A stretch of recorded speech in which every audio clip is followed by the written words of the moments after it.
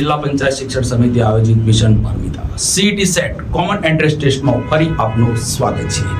આજે આપણે અલગ પડતા જૂથ ના બૌદ્ધિક યોગ્યતા કસોટીના પ્રશ્નો જોઈશું। અગાઉ આપણે બૌદ્ધિક યોગ્યતા કસોટીની અંદર ત્રિકોણ, ચોરસ, લંબચોરસની ગણતરી કરતા શીખ્યા, સમસંબંધ માટે શીખ્યા, શ્રેણીના દાખલા શીખ્યા। આજે આપણે અલગ પડતા જૂથના જે મોટા ભાગને દરેક પરીક્ષામાં આવા પ્રશ્નો પૂછાતા હોય છે તો તેની આજે સમજ મેળવીશું કે આવા પ્રશ્નોમાં આપણે કઈ રીતે એનો જવાબ શોધવો। તો ચાલો રેડી। અલગ પડતું જૂથ અથવા તો શબ્દ, આવા પ્રકારના પ્રશ્નોમાં ખૂબ જ સમજપૂર્વક વિકલ્પની પસંદગી કરવાની હોય છે। બહુ જ પ્રશ્ન સામાન્ય છે પણ આને સમજવા માટે ખૂબ જ માઇન્ડ ચલાવવાનું છે, ખૂબ જ ધ્યાન રાખવાનું છે, વિકલ્પની પસંદગી કરવાની હોય છે। આવા પ્રકારના પ્રશ્નોમાં કોઈ પણ ત્રણ વિકલ્પો વચ્ચે એક સામાન્ય ગુણધર્મ જોવા મળતો હોય છે। તમને ચાર વિકલ્પો આપેલા હશે, એમાં ત્રણ વિકલ્પો કોઈ એક સામાન્ય ગુણધર્મ સાથે જોડાયેલા હશે અને જે ચોથો વિકલ્પ હશે એ બાકીના ત્રણ વિકલ્પો સાથે બંધ બેસતો હશે નહીં। તો ચાલો કેટલાક આવા પ્રકારના પ્રશ્નોની આપણે સમજ મેળવીએ। તો કેવા પ્રકારના પ્રશ્નો પૂછાય છે આમાં? તો અંગ્રેજી માસના નામ આપ્યા હોય એ તો આપણને આવડે છે કે જાન્યુઆરી, ફેબ્રુઆરી, માર્ચ, એપ્રિલ, મે, જૂન, જુલાઈ। ફળોના નામ આપ્યા છે, ફળોના નામથી પણ આપણે પરિચિત છીએ। શાકભાજીના નામ આપેલા હશે। ગુજરાતી માસના નામ કારતક, માગશર, પોષ માહ આપેલા હશે। અવિભાજ્ય સંખ્યાઓ જે આપણે જાણીએ છીએ 2, 3, 5, 7, 11, 13, 17 વર્ગ વાળી સંખ્યા આપેલી હશે, ઘન આપેલા હશે। રાજ્યોના નામ પણ આપેલા હશે, આપણા દેશના જે રાજ્યો છે એના નામ પણ આપેલા હશે। દુનિયામાં આવેલા દેશોના નામ પણ આપેલા હશે અને દુનિયાના ખંડોના નામ હશે। એબીસીડી નો ક્રમ હશે અને કઠોળ અથવા અનાજના નામ આપેલા હશે। તો આવા પ્રકારના પ્રશ્નોમાં આપણે ત્રણ વિકલ્પો, મેં અગાઉ વાત કરી એમ ત્રણ વિકલ્પો એવા હશે કે જે સામાન્ય ગુણધર્મ સાથે જોડાયેલા હશે અને ચોથો વિકલ્પ કઈ ને કઈ કારણસર જુદો પડતો હશે, જે જુદો પડતો હશે એ જ આપણો જવાબ હશે। તો અહીંયા મેં કેટલાક ઉદાહરણ મૂક્યા છે, એને આપણે અભ્યાસ કરીએ। બહુ જ ધ્યાન રાખજો, સામાન્ય પ્રશ્ન છે, 1 માર્ક આપણો જવો ના જોઈએ કારણ કે 1 માર્ક એ બહુ મૂલ્યવાન હોય છે। તો ચાલો તારે પહેલા ઉદાહરણથી આપણે શરૂ કરીએ। 4 વિકલ્પો આપેલા છે, જોઈએ પહેલા વિકલ્પમાં શું છે? બાજરી, બીજા વિકલ્પમાં છે ઘઉં, ત્રીજા વિકલ્પમાં છે ચણા અને ચોથા વિકલ્પમાં છે મકાઈ। અરે ધીરે યાર, તમને આવડી જ ગયું છે મને ખ્યાલ છે।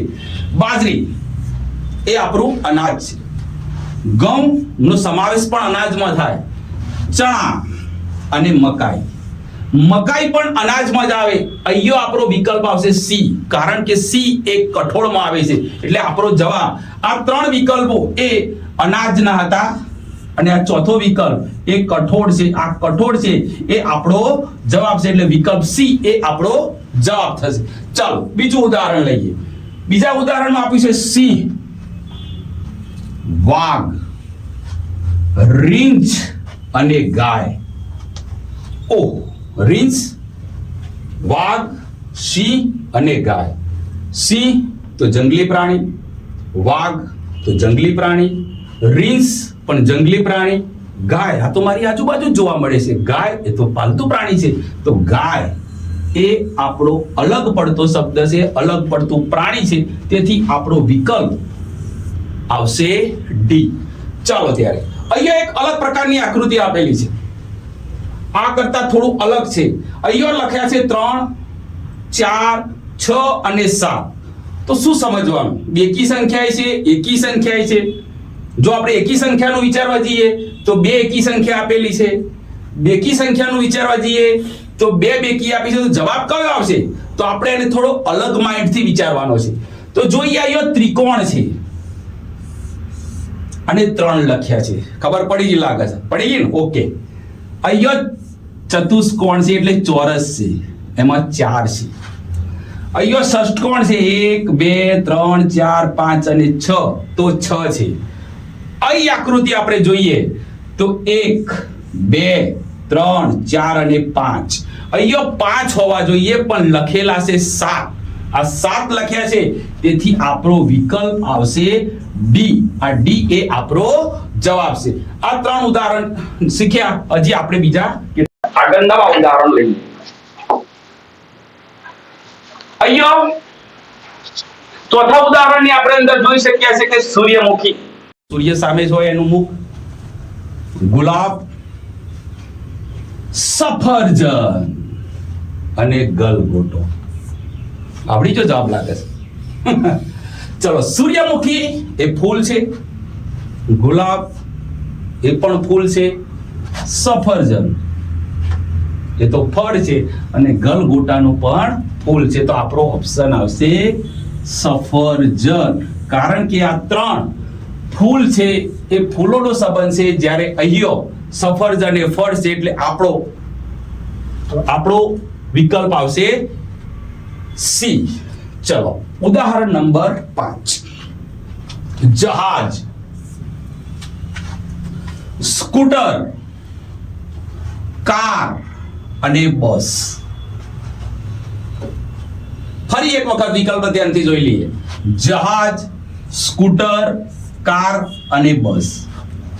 તો જહાજ એ દરિયામાં કે મહાસાગરમાં જોવા મળે, સ્કૂટર એ સડક એટલે રોડ ઉપર જોવા મળે, કાર એ પણ રોડ ઉપર જોવા મળે અને બસ એ પણ રોડ ઉપર જોવા મળે. તો અહીંયા આપણો વિકલ્પ બનશે જહાજ. એટલે વિકલ્પ એ આપણો સાચો જવાબ છે.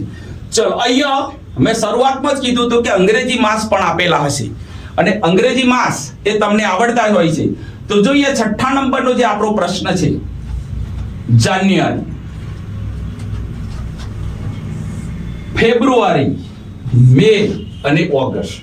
તો તમને બધાને એમ પ્રશ્ન થશે કે અહીંયા તો બધા અંગ્રેજી માસના જ નામ આપેલા છે, તો આમાં કયો વિકલ્પ અલગ પડશે?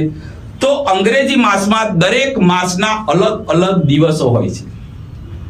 તો અગાઉ આપણે શીખેલા છે, તમારા ટીચરે પણ તમને શીખવાડ્યું છે કે જાન્યુઆરી, ફેબ્રુઆરી, માર્ચ, એપ્રિલ, મે, જૂન, જુલાઈ.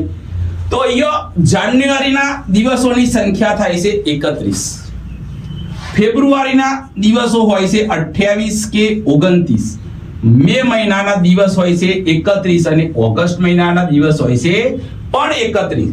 તો અહીંયા તમને તરત ખ્યાલ આવી જશે કે જાન્યુઆરી પણ 31 દિવસનો મહિનો છે,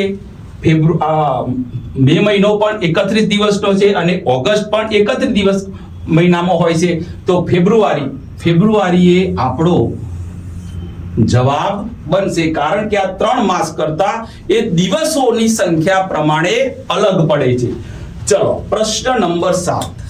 મેં શરૂઆતમાં જ કીધું હતું કે રાજ્યોના નામ પણ પૂછા છે. તો અહીંયા પંજાબ તો એ આપણું રાજ્ય છે, ગુજરાત જેમાં તો આપણે રહીએ છીએ, આપણું રાજ્ય ગુજરાત છે, ભોપાલ અને રાજસ્થાન. ફરી એક વખત પ્રશ્ન સમજીએ. પંજાબ, ગુજરાત, ભોપાલ અને રાજસ્થાન. તો પંજાબ એ રાજ્ય છે, ગુજરાત પણ રાજ્ય છે, રાજસ્થાન પણ રાજ્ય છે.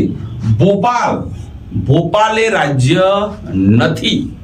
ભોપાલ એ મધ્યપ્રદેશનું પાટનગર છે. તો 3 રાજ્યોમાં એક પાટનગર મૂકેલું છે, એટલે 3 રાજ્યો એકબીજા સાથે સંબંધ ધરાવે છે, જ્યારે ભોપાલ એ પાટનગર છે. પાટનગર હોવાથી આપણો વિકલ્પ બનશે સી, ભોપાલ. ચલો, આગળનું એક ઉદાહરણ લઈએ. ઓહ, અહીં તો વારના નામ આપેલા છે ભાઈ. તો જોઈએ, રવિવાર, બુધવાર, ડિસેમ્બર અને ગુરુવાર. તો તમે જોઈ શકો છો ભાઈ કે ભાઈ વારના નામ છે રવિવાર, બુધવાર અને ગુરુવાર. ડિસેમ્બર એ તો અંગ્રેજી મહિનો છે. અંગ્રેજી મહિનો વારના નામમાં ક્યાંથી આવી ગયો ભાઈ? તો આપણો જવાબ બનશે સી વિકલ્પ, ડિસેમ્બર. પ્રશ્ન નંબર 9. અહીંયા કેટલીક સંખ્યા આપેલી છે. એક સંખ્યા આપી છે 1, 2, 3 અને 5. આમાં બેકી સંખ્યા પણ છે, એકી સંખ્યા પણ છે.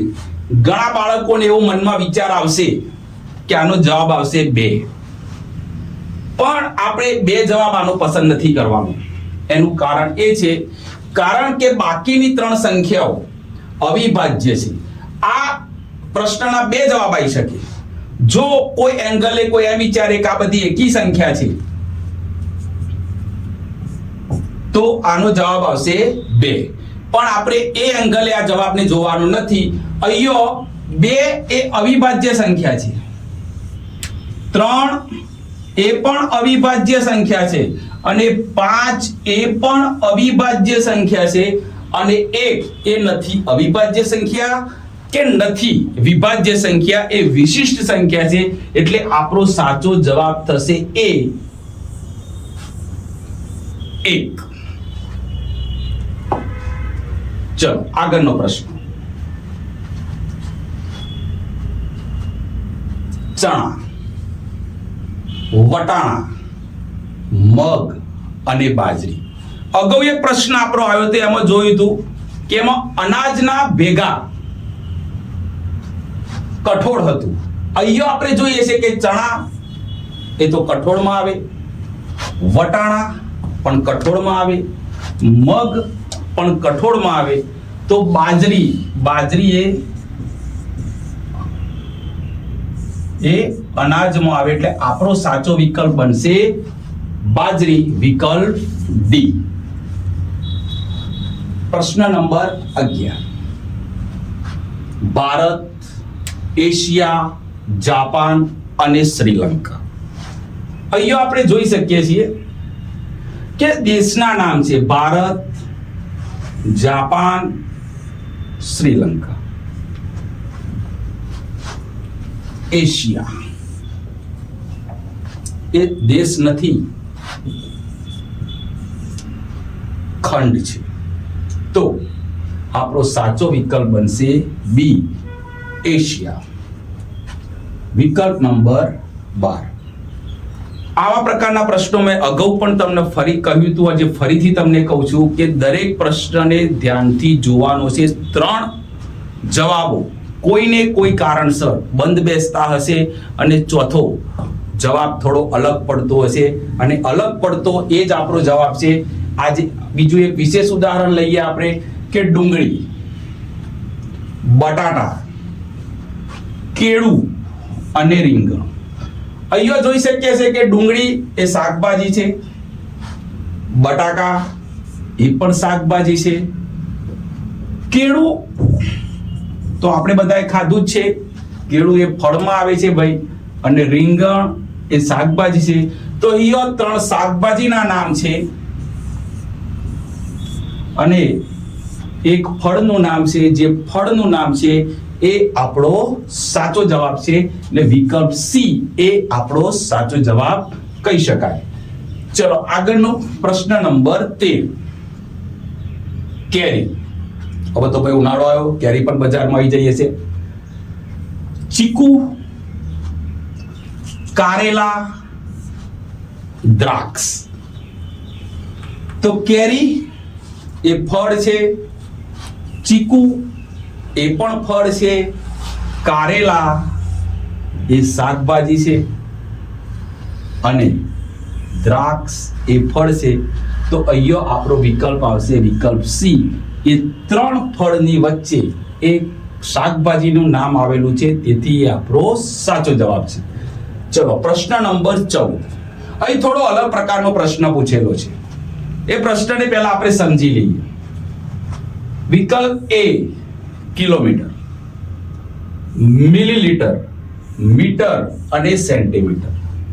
તો અહીંયા જોઈએ કે કિલોમીટર એ લંબાઈનો મોટો એકમ છે, મીટર એ પણ લંબાઈનો એકમ છે, સેન્ટીમીટર એ પણ લંબાઈનો એકમ છે. તો અહીંયા જોઈએ મિલીલીટર. મિલીલીટર એ પ્રવાહીનો એકમ છે, એટલે લંબાઈના એકમોની વચ્ચે આપણને પ્રવાહીનો એકમ આવે છે, જેથી કરીને આપણો વિકલ્પ બનશે વિકલ્પ બી, મિલીલીટર. ચલો પ્રશ્ન નંબર 17. અહીંયા થોડું અલગ પ્રકારનું ઉદાહરણ મૂકવામાં આવેલું છે. 5 ગુણ્યા 3 બરાબર 15. 5 તરી 15. 6 ગુણ્યા 3 બરાબર 18. 6 તરી 18. 4 ગુણ્યા 3 બરાબર 16 અને 7 ગુણ્યા 3 બરાબર 21. તો આ જવાબ પણ સાચો છે. 6 તરી 18 પણ સાચા છે.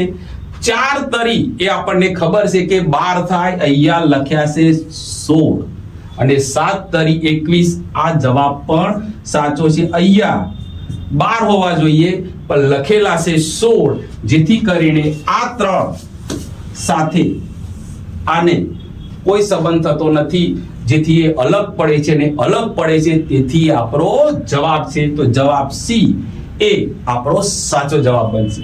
હજી બીજા કેટલાક ઉદાહરણ જોઈએ. પ્રશ્ન નંબર 16. ઉદાહરણમાં આંખ, કાન, નાક અને પગ. તો આંખ એ આપણી ઇન્દ્રિય છે, કાન એ સાંભળવાનું કામ કરે છે, એ પણ આપણી ઇન્દ્રિય છે. નાક એ કોઈ પણ વસ્તુ સૂંઘવાનું કામ કરે છે, એ પણ ઇન્દ્રિય છે. પગ એ અલગ પડે છે. બીજી રીતે જોઈએ તો આંખ, કાન, નાક એ આપણા માથાના ભાગમાં આવેલા અવયવો છે અને પગ એ અલગ અવયવ છે, તેથી આપણો જવાબ બનશે ડી, પગ. પ્રશ્ન નંબર 17. એક ઉદાહરણ આપણે જોઈએ. એબીસી, પીક્યુઆર, જેકેએમ અને ઈએફજી. અહીં જોઈ શકીએ છીએ કે એબીસી એ ક્રમિક એબીસીડીના મૂળાક્ષર છે. પીક્યુઆર એ પણ ક્રમિક એબીસીડીના મૂળાક્ષર છે. જેકેએલએમ, જેકેએલ હોવું જોઈએ પણ લખ્યું છે જેકેએમ. અને ઈએફજી એ પણ અંગ્રેજીના સળંગ મૂળાક્ષર છે, તો આપણો અહીંયા જવાબ બનશે જેકેએમ. ચલો ફરીથી એબીસીડી નો જ એવો એક પ્રશ્ન છે. CW, BY અને EV. તો જોઈએ AZ એ અંગ્રેજી મૂળાક્ષરનો પહેલો અક્ષર છે અને છેલ્લેથી પહેલો અક્ષર આવે છે Z, એટલે AZ. C એ શરૂઆતનો ત્રીજો અક્ષર છે, જ્યારે છેલ્લેથી રિવર્સ ક્રમમાં W એ ચોથા નંબરનો અક્ષર છે. BY, B એ શરૂઆતનો બીજા નંબરનો અક્ષર છે, જ્યારે રિવર્સ ક્રમમાં ABCDમાં Y એ છેલ્લેથી બીજા ક્રમનો અક્ષર છે. D વિકલ્પમાં આપ્યું છે E એ પાંચમા નંબરનો અક્ષર છે, જ્યારે V એ રિવર્સ ક્રમમાં પાંચમા નંબરનો અક્ષર છે. એટલે અહીંયા ખરેખર CW ની જગ્યાએ CX હોવું જોઈએ, પણ CW આપ્યું છે, જેથી આપણો સાચો જવાબ બનશે CW. એક વધુ ઉદાહરણ. લીમડો, બાવળ, વડ અને ગુલાબ. તમે જોઈ શકો છો કે લીમડો એ વૃક્ષ છે, બાવળ પણ વૃક્ષ છે, વડ પણ વૃક્ષ છે, ગુલાબ એનો છોડ હોય, તો આપણો જવાબ બનશે વિકલ્પ ડી. છેલ્લો પ્રશ્ન. રામ, લક્ષ્મણ, રાવણ અને અર્જુન. અહીં તમે જોઈ શકો છો કે રામ નું પાત્ર તો રામાયણમાં આવે, લક્ષ્મણનું પાત્ર પણ રામાયણમાં આવે, રાવણનું પાત્ર પણ રામાયણમાં આવે, અને છેલ્લે લખ્યું છે અર્જુન. અર્જુનનું પાત્ર એ મહાભારતમાં આવતું હોય છે, જેથી કરીને આપણો વિકલ્પ બનશે વિકલ્પ ડી, અર્જુન. ફરી એક વખત સમજી લઈએ બધા જ ઉદાહરણ ફરીથી. કેવા પ્રકારના પ્રશ્નો પૂછાવાના હતા આમાં, કે આવા પ્રકાર મેં શરૂઆતમાં જ કીધું કે આવા પ્રકારના પ્રશ્નોમાં ખૂબ જ ધ્યાન આપવાનું છે, દરેક વિકલ્પને સારી રીતે સમજવાનો છે. 3 વિકલ્પો એવા હશે કે કોઈ કારણસર દરેક સાથે બંધ બેસતા હશે, અને જે ચોથો વિકલ્પ છે એ અલગ પડતો હશે, અને જે અલગ પડતો હશે એ જ આપણો જવાબ હશે. તો કેવા પ્રકારના પ્રશ્નો પૂછાવાના છે? તેમાં અંગ્રેજી માસના પ્રશ્નો હશે, તેના અંગ્રેજી માસમાં કોઈ ગુજરાતી માસ અલગ પડતો હોય, શાકભાજીના નામમાં ફળનું નામ આવી ગયું હોય, ફળના નામમાં શાકભાજી આવી ગયું હોય, વર્ગની સંખ્યામાં ગણ આવી ગયો હોય, ગણની સંખ્યામાં વર્ગ આવી ગયો હોય, રાજ્યોના નામની અંદર પાટનગર હોય, પાટનગરના રાજ્યોની અંદર રાજ્ય હોય, રાજ્યના નામની અંદર દેશ પણ હોય, દેશના નામની અંદર રાજ્ય પણ હોય, ખંડના નામમાં દેશ હોય, દેશના નામમાં ખંડ હોય, એબીસીડી નો ક્રમ સીધો આપ્યો હોય, ક્યાંય ઉલટો આપેલો હોય, કઠોળના નામની અંદર અનાજ હોય, અનાજના નામની અંદર કઠોળ આપેલું હોય, આવા પ્રકારના જે પ્રશ્નો હોય એમાં 3 વિકલ્પો સરખા હશે અને ચોથો વિકલ્પ એ કોઈને કોઈ કારણસર જુદો પડતો હશે, તો જુદો પડતો હશે એ આપણો સાચો જવાબ હશે.